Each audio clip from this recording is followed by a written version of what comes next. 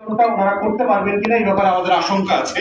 কারণ গত সপ্তাহে নির্বাচন কমিশনের শুনানির মধ্যে যে মারামারি লেগে গেল, যে নির্বাচন কমিশনের অফিসে নির্বাচন কমিশনারদের সামনে যারা আপিল শুনানিতে দুই পক্ষের নিরাপত্তা দিতে পারে না, তারা কোন লেভেলে নিরাপত্তা দিবেন?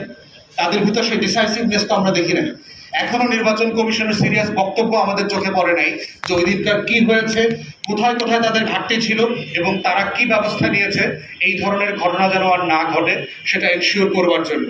অতএব এই সার্বিক বিবেচনায় আমরা বোধ করছি নির্বাচন কমিশনের উপরে আস্থা রাখার জন্য যেই লেভেলের ডিসাইসিভ অ্যাকশন আমরা চাচ্ছিলাম সেটা এখন পর্যন্ত আমরা দেখতে পাইনি।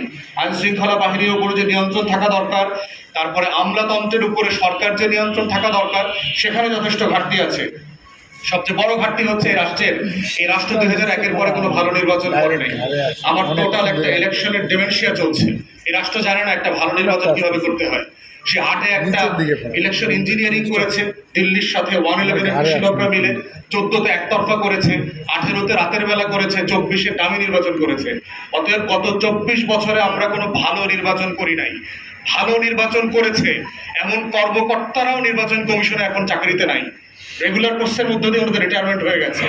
অতএব এই যেই রিটার্নিং অফিসার, যেই পোলিং এজেন্ট দিয়ে আপনি নির্বাচন করবেন, তারা আসলে একটা ভালো নির্বাচন করবার জন্য প্রিপেয়ার্ড কিনা, তাদের সাফিসিয়েন্ট মোরাল অথরিটি আছে কিনা, যারা করাপ্ট প্র্যাকটিস করেছেন গত 20-22 বছর, এই করাপ্ট অফিসারদেরকে দিয়ে আপনি ভালো নির্বাচন করাইতে পারবেন কিনা, এই ব্যাপারেও কিন্তু যথেষ্ট সন্দেহ অবকাশ আছে।